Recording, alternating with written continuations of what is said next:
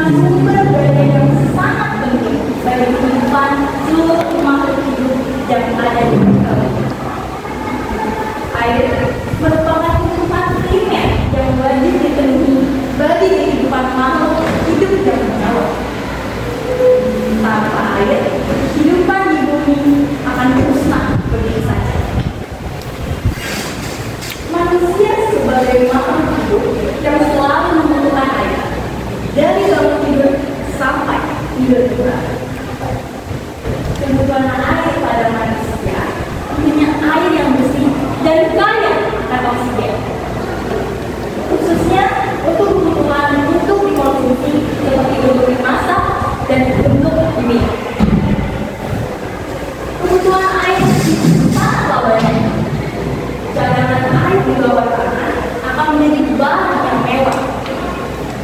Peneliti menyebutkan sejauh air di Afrika, lapisan di perut bumi semakin lancar karena manusia menyedotnya dalam jumlah yang besar.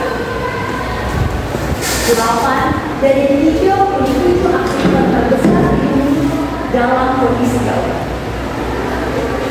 Artinya, air tidak kembali dengan cepat untuk mengembalikan volume yang hilang. 2 laporan riset yang dimuat dalam Jurnal Water Research milik Kesatuan Geofisika. Teman-teman yang berbahagia, bagaimana jika cadangan air di bumi semakin dekat? Tentunya akan berdampak pada kesehatan manusia. Kekurangan cadar air bersih bisa disebabkan karena pencemaran atau penggunaan air yang berlebihan. Kita perlu menjaga air dengan cara menggunakan secukupnya. Bagaimana cara menghemat air?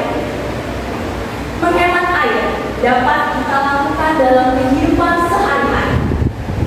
Misalnya, pada saat mandi, mandilah dengan pancuran mandi, karena ini akan menghemat dibandingkan dengan menggunakan daya. Contoh selanjutnya adalah selalu bijak dalam mencuci pakaian, saat menyiram kloset, saat menyiram tanaman di pagi hari. Kita hanya perlu menggunakan air secukupnya. Assalamualaikum warahmatullahi wabarakatuh. Salam Om Swastiastu, Namo Buddhaya, dan salam kebajikan kepada Bapak Ibu penyeleksi dan kepada teman-teman yang saya sayangi. Izinkan saya untuk memperkenalkan diri. Perkenalkan, nama saya Ratu Roro Andini. Hadirin hadirat yang berbahagia, pertama-tama marilah kita panjatkan puji syukur kehadiran Allah Subhanahu wa Ta'ala yang senantiasa memberikan kenikmatan serta hidayah kepada kita, sehingga kita dapat bersama-sama berkumpul di ruangan ini guna memperingati Hari Sumpah Pemuda sekaligus peringatan bulan puasa. Hadirat yang berbahagia, bahasa Indonesia merupakan wadah pemersatu bangsa. Dengan bahasa Indonesia, bangsa Indonesia mampu mempersatukan semua suku, bangsa, agama, bahasa, dan budaya sesuai dengan fungsi bahasa Indonesia.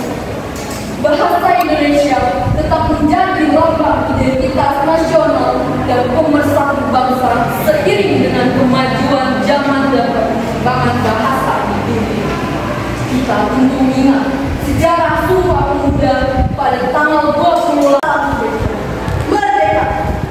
Yang saya hormati Bapak Ibu Dewi serta teman-teman yang saya banggakan. Pada kesempatan yang berbahagia ini, perkenalkan saya Tasya Aurelia Pais dari SMP Negeri 88 Jakarta yang akan membawakan pidato dengan judul Kemerdekaan yang Sesungguhnya.